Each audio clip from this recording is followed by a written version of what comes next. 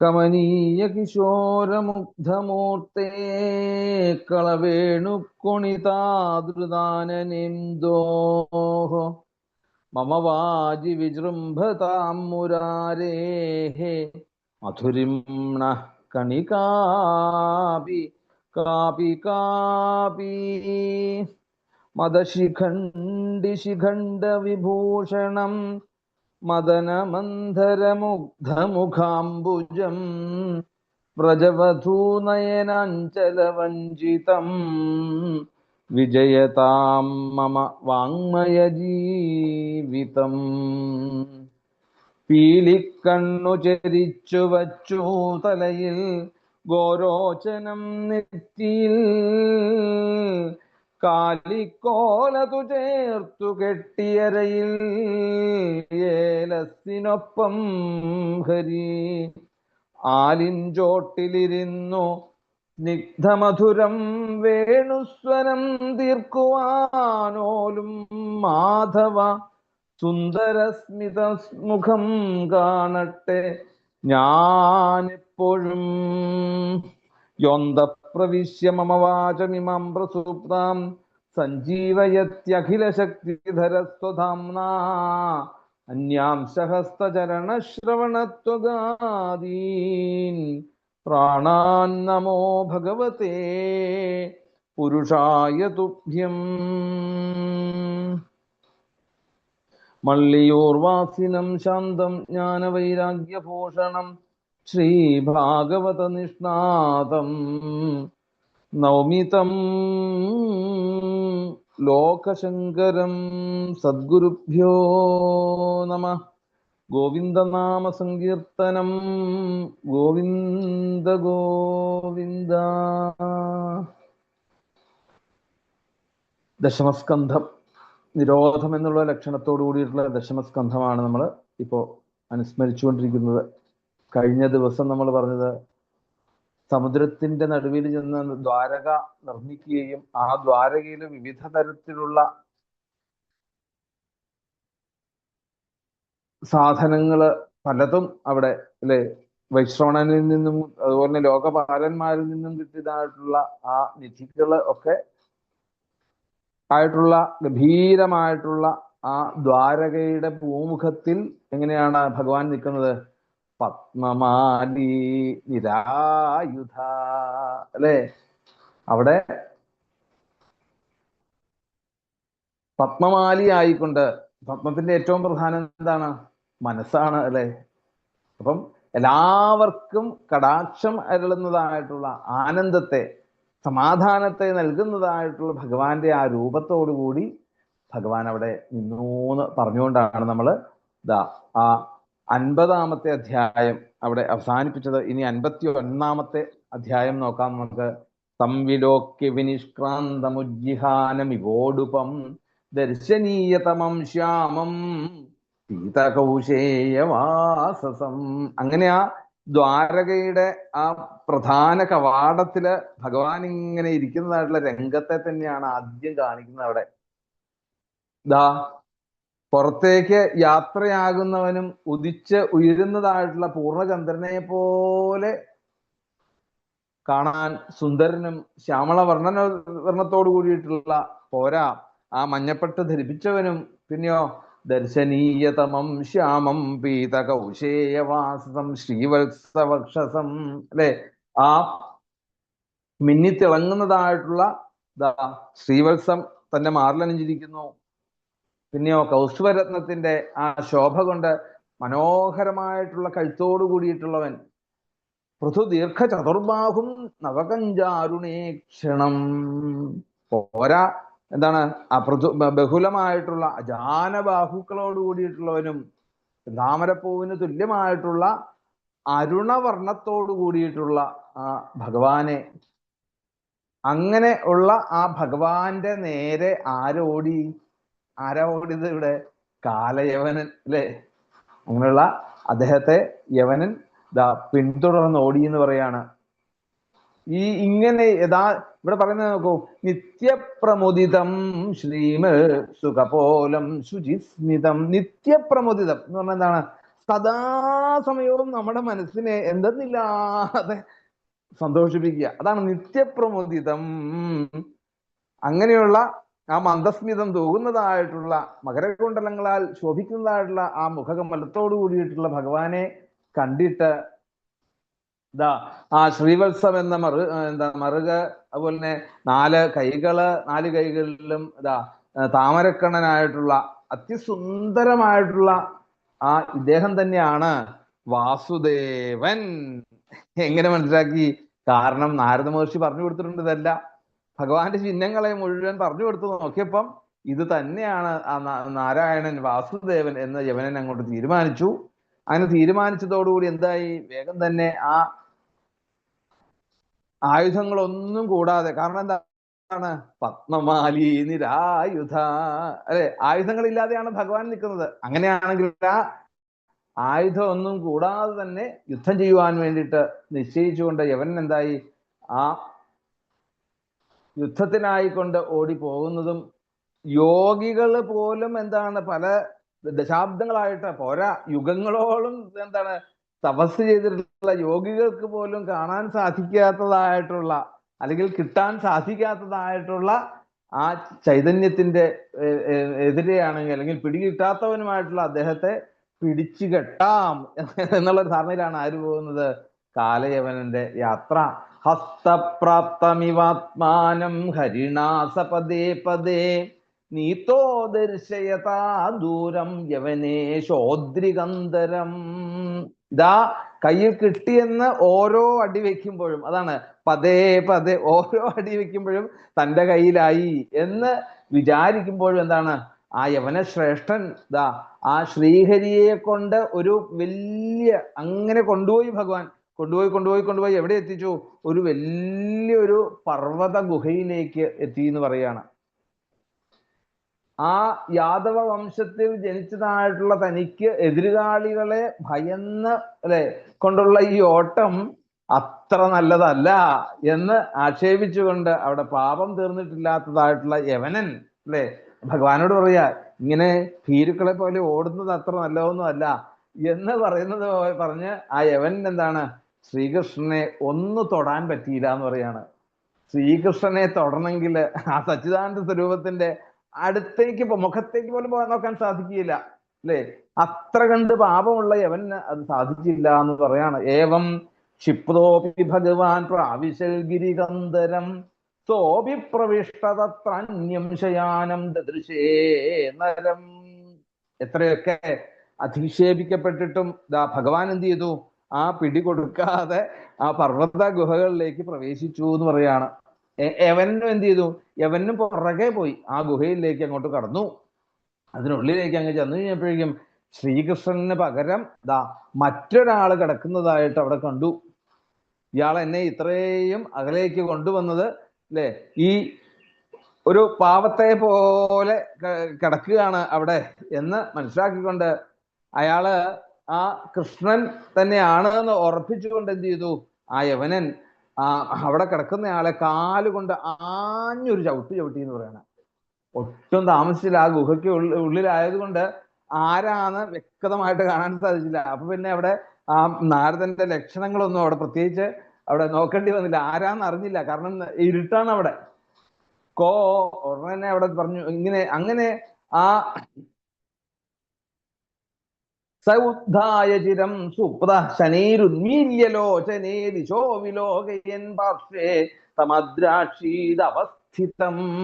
വളരെ കാലമായിട്ട് ഉറങ്ങുന്നതായിട്ടുള്ള അദ്ദേഹം ഉണർന്നു. ആരാണ്? മുചുകുന്ദൻ അല്ലെ? ആ മുചുകുന്ദൻ ഉണർന്നു. മെല്ലെ കണ്ണുകൾ അങ്ങ് തുറന്നു 4 പാടുമൊക്കെ നോക്കി.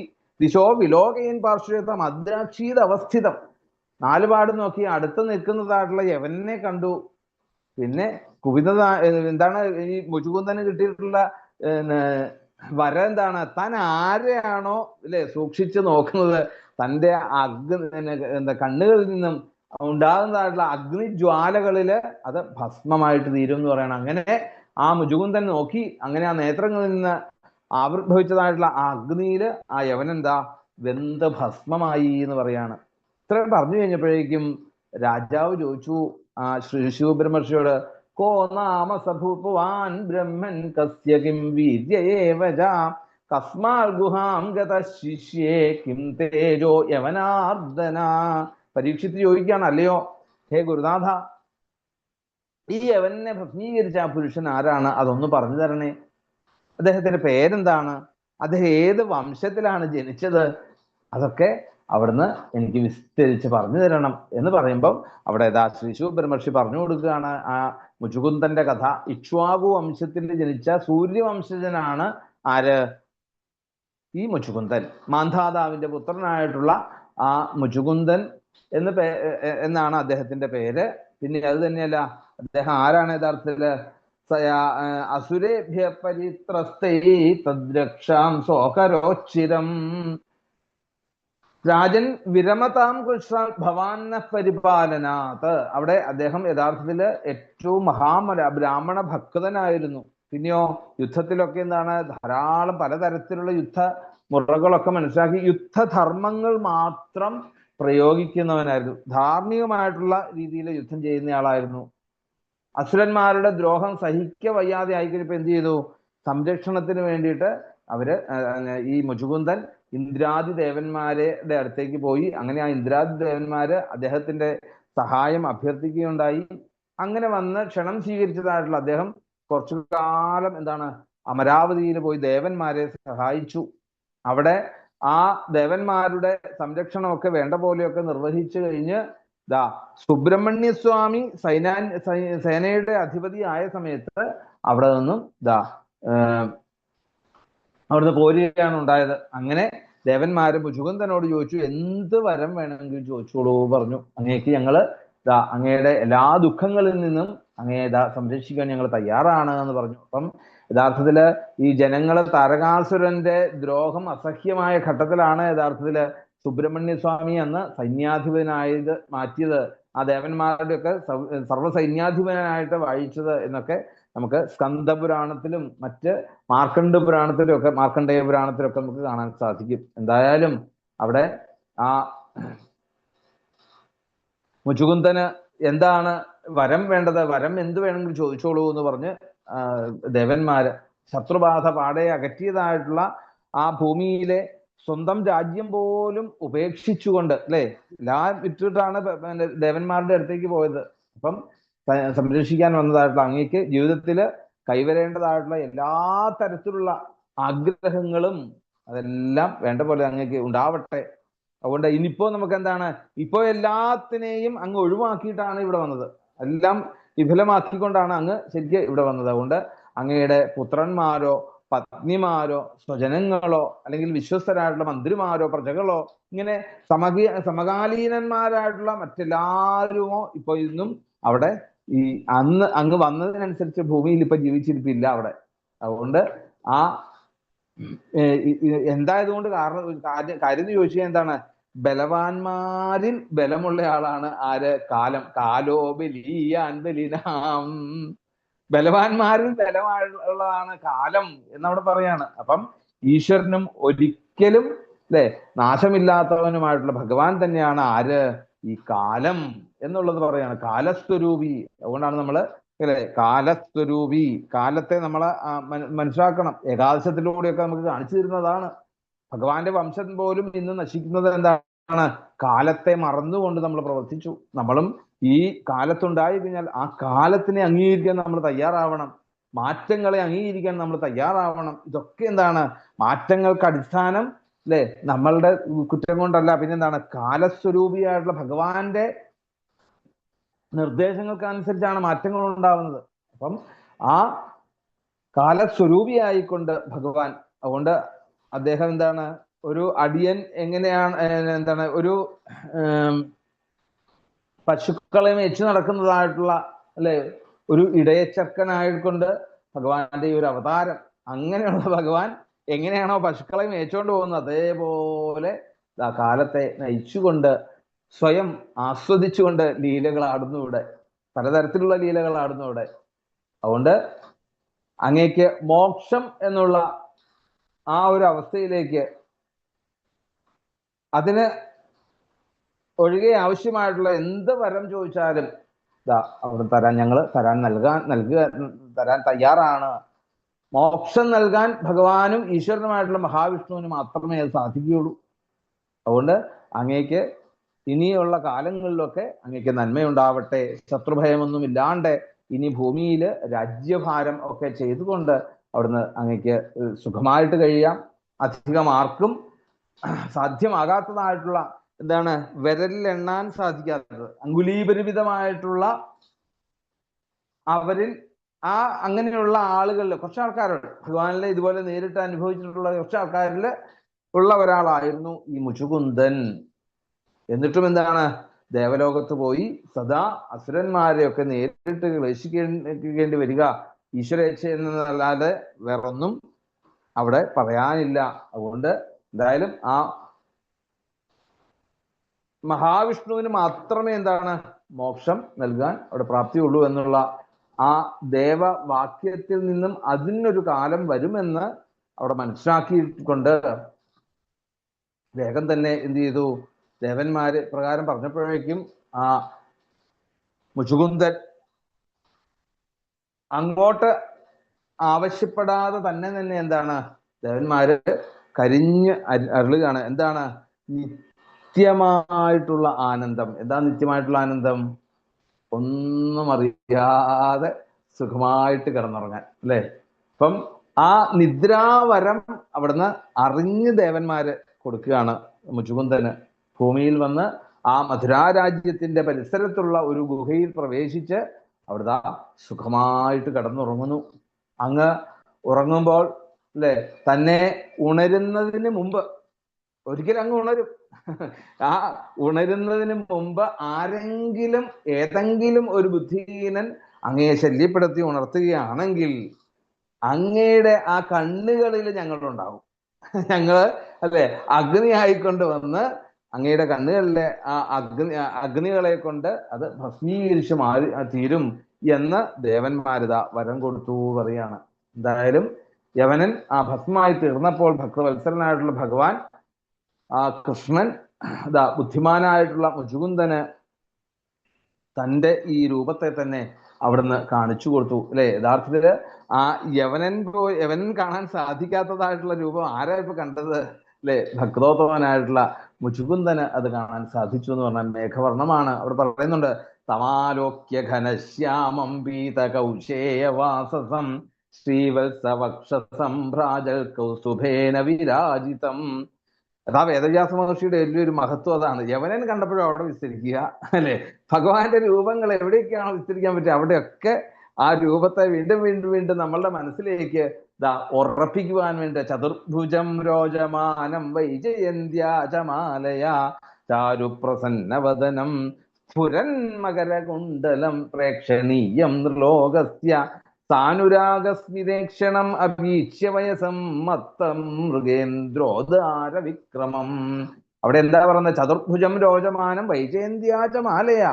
വൈജയന്തിയും വനമാല എന്നൊക്കെ പറയുന്ന മാല ധരിച്ചിരിക്കുന്നു ഭഗവാൻ. പിന്നെയോ പോരാ, പിന്നെന്താണ് അവിടെ ആ ആരെയും വശീകരിക്കുന്നതായിട്ടുള്ള യൗവനത്വത്തെ എങ്ങനെയാ പറയുന്നത്? അവിടെ പറയുന്നുണ്ട്, മത്ത മൃഗേന്ദ്രോദാര വിക്രമം. മതിച്ചതായിട്ടുള്ള സിംഹത്തിൻ്റെത് പോലെയുള്ള ഗാംഭീര്യം ഉള്ളതുമായിട്ടുള്ള ഔദാര്യം കലർന്നതുമായിട്ടുള്ള ഭഗവാന്റെ ആ നടത്തത്തെ കുറിച്ച് പറയുന്നു.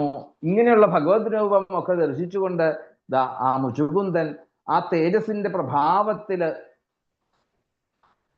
അടുത്തേക്ക് അങ്ങോട്ട് സാവധാനം അടുത്തടുത്തേക്ക് എത്തുവാൻ വേണ്ടി ശ്രമിക്കുകയാണ് പറയുക. ആ യവനൻ ദർശിച്ചതായിട്ടുള്ള ആ രൂപം ഇത് തന്നെയാണ് മുചുകുന്ദനും അവിടെ കാണിച്ചു കൊടുത്തത്. വനമാല വൈജയന്തി, അല്ലെ? നമുക്ക് ഭാഗവതത്തിൽ പല സ്ഥലത്തും കാണാൻ സാധിക്കും. എന്താണ് ഈ വനമാല? ആജാനുലംബിനി മാല സർവർത്തു കുസുമോജ്വല മധ്യേ സ്ഥൂല കദംബാഢ്യ വനമാലേതി കീർത്തിത.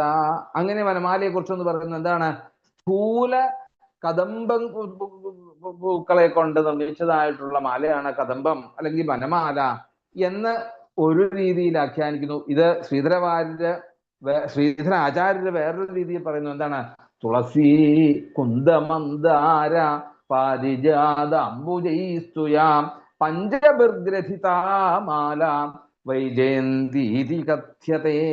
പിന്നെ പറയുന്നുണ്ട് 5 തരത്തിലുള്ള പൂക്കളെ കൊണ്ട് നിർമ്മിച്ചതായിട്ടുള്ള മാലയാണ് വനമാല. ഏതൊക്കെയാണ്? തുളസി, കുന്ദ, മന്ദാര, പാരിജാത, അംബുജം, താമര, പാരിജാതം, തുളസി, കുന്ദ, മന്ദാര.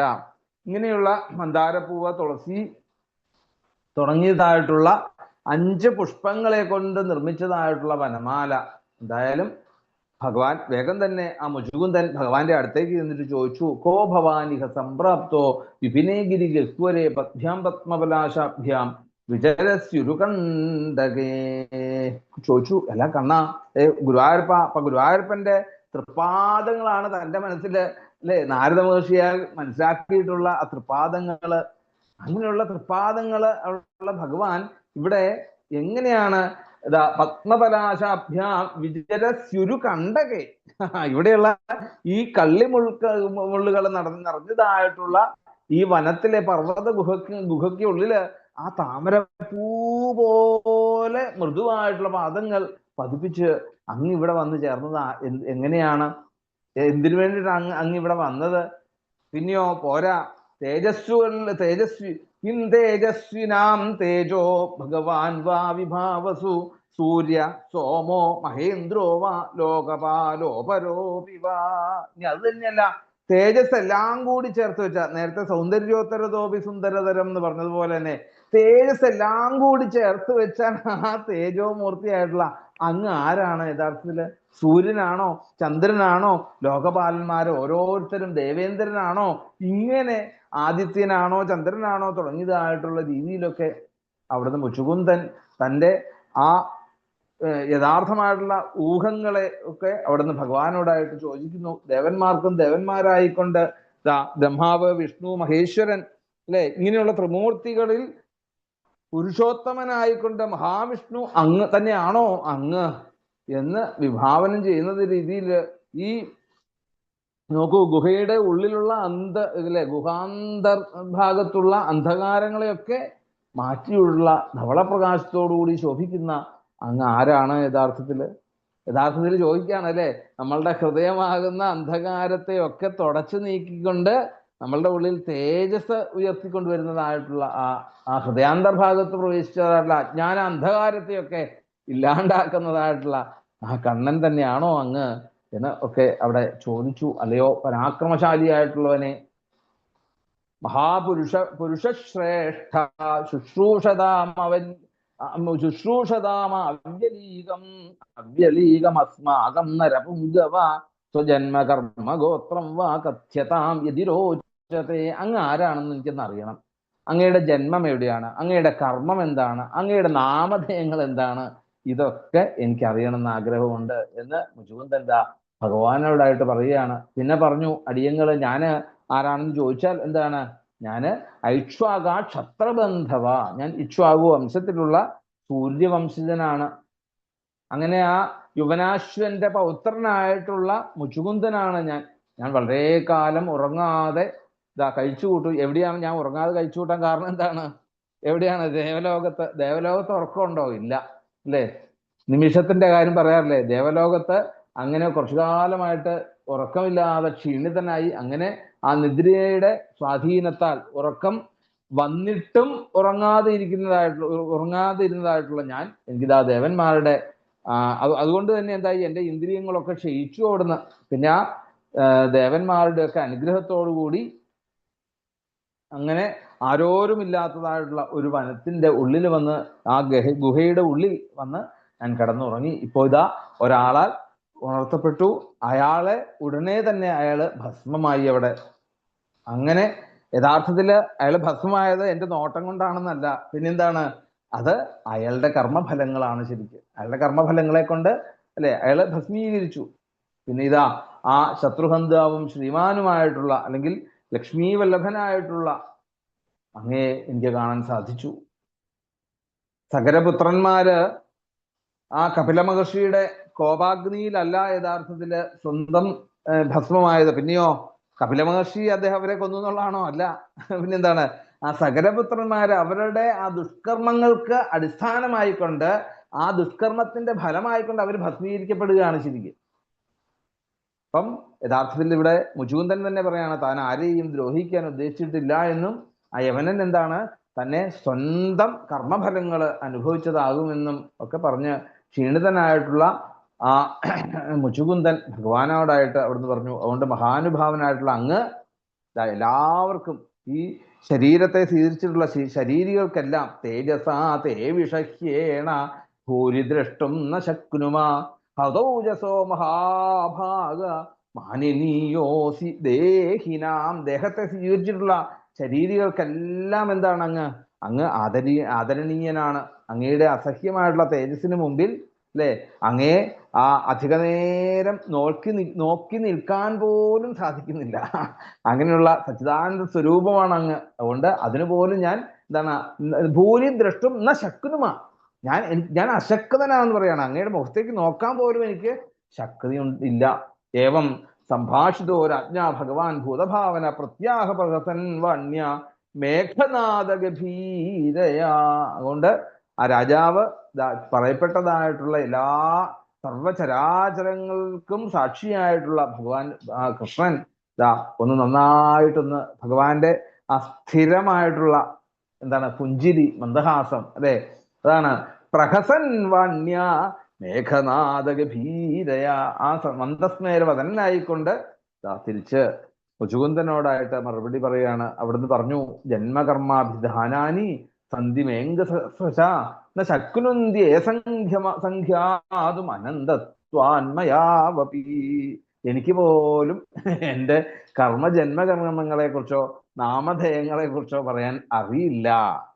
ഭഗവാൻ തന്നെ പറയുന്നു അവിടെ മുചുകുന്ദനോട്, ഹേ അംഗ, പ്രിയപ്പെട്ടവനെ അല്ലെ, എന്താ പറഞ്ഞത്? എൻ്റെ ജന്മം എന്താണെന്നോ എൻ്റെ കർമ്മം എന്താണെന്നോ എൻ്റെ നാമധേയങ്ങൾ എന്താണോ ഇതൊക്കെ എന്താണ്? ഇതൊക്കെ അനന്ത അല്ലെ, ബഹൂനി സന്ധി നാമാനി അല്ലെ, അതൊക്കെ അനന്തമാണ്. അതൊന്നും ഒരിക്കലും നമുക്ക് പറയാൻ സാധിക്കുകയില്ല. കൊജു രജാംസി വിമമേ പാർത്ഥിവാന്യുരുജന്മഭി പിന്നെയോ ഗുണകർമാഭിധാനാനി നമേ ജന്മാനി പരിഹിജ്. ഭൂമിയില് ഉള്ള മണൽത്തരികളെയൊക്കെ വേണമെങ്കിൽ നമുക്ക് എണ്ണിയെടുക്കാൻ സാധിക്കുമായിരിക്കും. പക്ഷേ ഭഗവാന്റെ ജന്മത്തെക്കുറിച്ചോ ഗുണകർമ്മങ്ങളെ കുറിച്ചോ ഒന്നും നമുക്ക് ഒരിക്കലും അത് പറയാൻ സാധ്യമല്ല. അതൊന്നും എണ്ണി തിട്ടപ്പെടുത്താൻ കഴിഞ്ഞിരിക്കില്ല. ചിലപ്പം ഭൂമിയിലെ മൺതരികളൊക്കെ ചിലപ്പോൾ തിട്ടപ്പെടുത്താൻ സാധിച്ചേക്കാമായിരിക്കാം. പക്ഷെ എൻ്റെ വിഭൂതികളെ കുറിച്ചൊന്നും ഒരിക്കലും ആർക്കും എണ്ണിത്തീർക്കാൻ കഴിയില്ല. മഹാവീര്യന്മാര് പോലും അല്ലെ, നമ്മളുടെ ഈ പല ത്രികാലങ്ങള് അല്ലെ, ആ ത്രികാലങ്ങളെ ഒന്നും ആർക്കും തിട്ടപ്പെടുത്തുവാൻ സാധിക്കുകയില്ല എന്ന് അവിടെ പറഞ്ഞു. എന്തായാലും ഇപ്പോഴത്തെ അവസ്ഥ എന്താണെന്ന് ഞാൻ അങ്ങേക്ക് വേണമെങ്കിൽ പറഞ്ഞുതരാം. ഇപ്പോഴത്തെ അവസ്ഥ എന്താണ്? അവതീർണോ യദുകുലേ ഗൃഹ ആനകദുന്ദുഭേ വദന്തി വാസുദേവേതി വസുദേവസുതം ഹിമാം. ഇപ്പോഴത്തെ എൻ്റെ അവസ്ഥ എന്താന്ന് ചോദിച്ചു കഴിഞ്ഞാല് അല്ലെ, സച്ചിദാനന്ദ സ്വരൂപമായിട്ടുള്ള ആ ഈശ്വരൻ തന്നെ പറയാണ് അല്ലെ, ദേവകി വസുദേവന്മാരുടെ പുത്രനായിക്കൊണ്ടെന്നാ ഞാൻ യദുവംശത്തിലെ പുത്രനായിട്ട് അവതരിച്ചു. ഞാൻ വാസുദേവൻ എന്ന് അറിയപ്പെടുന്നു എന്ന് പറയണ. കാൽനേമി ഹതക്കംസ പ്രളംബാദ്യാക്ഷ സദ്വിഷ അയം ജയവനോദഗ്ധോ രാജംസ്തേ തിക്മചക്ഷുഷ. ഇപ്പതാ ആ കംസനായിട്ട് ജന്മം പൂണ്ടതായിട്ടുള്ള കാലയവനെയൊക്കെ നിഗ്രഹിച്ചു. പോരാ, പിന്നെന്താണ്? സജ്ജനദ്വേഷികളായിട്ടുള്ള ധാരാളം അസുരന്മാര് അല്ലെ, പ്രലംബൻ തുടങ്ങിയതായിട്ടുള്ള അസുരന്മാരെയൊക്കെ കൊലപ്പെടുത്തി. അതുകൊണ്ട് അങ്ങയുടെ തീക്ഷ്ണമായിട്ടുള്ള അങ്ങയുടെ ആ ഒരു ദർശനത്തിൽ അല്ലെങ്കിൽ നോട്ടം കൊണ്ട് യവനനും ഇവിടെ ഇപ്പൊ ഭസ്മമായി. അപ്പം അതും എന്താണ്? അതും എൻ്റെ വിദ്യ തന്നെയാണ് എന്ന് പറഞ്ഞാലോ. അങ്ങയുടെ നോട്ടം അങ്ങയുടെ കണ്ണിൽ ആരായിരുന്നു? അങ്ങയുടെ കണ്ണിൽ ഞാൻ തന്നെ അഗ്നിയായിട്ട് വന്ന് നശിപ്പിക്കുകയായിരുന്നു അല്ലേ. അതാണ് അതിലൂടെയൊക്കെ നമുക്ക് കാണിച്ചു തരികയാണ്, ഈശ്വര സങ്കല്പത്തെ നമുക്ക് കാണിച്ചു തരികയാണ്, നമ്മളൊന്നും അല്ല എന്നുള്ളതിനെ കാണിച്ചു തരികയാണ് അവിടെ. അപ്പം അതും എൻ്റെ ഒരു വിദ്യ തന്നെയാണ്. ഞാൻ അങ്ങയെ അനുഗ്രഹിക്കുവാൻ വേണ്ടിയിട്ട് ഈ ഗുഹയിലേക്ക് വന്നതാണ്. അതുകൊണ്ട് ഭക്തവത്സനായിട്ടുള്ള അങ്ങ് മുമ്പ് അപ്രകാരം അവിടുന്ന് എന്നെ വേണ്ട പോലെ പ്രാർത്ഥിക്കുകയുണ്ടായി.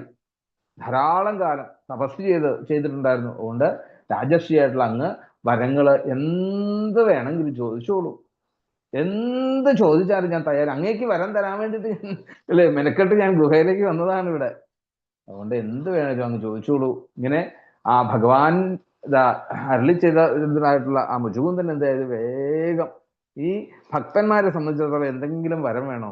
ഈ പൊട്ടന്മാരായിട്ടുള്ള നമ്മളല്ലേ വരങ്ങൾ ചോദിക്കുള്ളൂ അല്ലെ? കിട്ടിയതല്ലേ എന്നാൽ പോരട്ടെ എന്ന് വിചാരിച്ച് നമ്മള് പലതും പറയും അല്ലെ? ഭക്തന്മാരെ സംബന്ധിച്ചിടത്തോളം അവർക്കറിയാം എന്താണ് എല്ലാം ചെയ്യുന്ന ഗുരുവായൂരപ്പനാണ് എങ്കിൽ ഇനി ആ ഗുരുവായൂരപ്പനോട് ഞാൻ എന്ത് ചോദിക്കാനാണ്?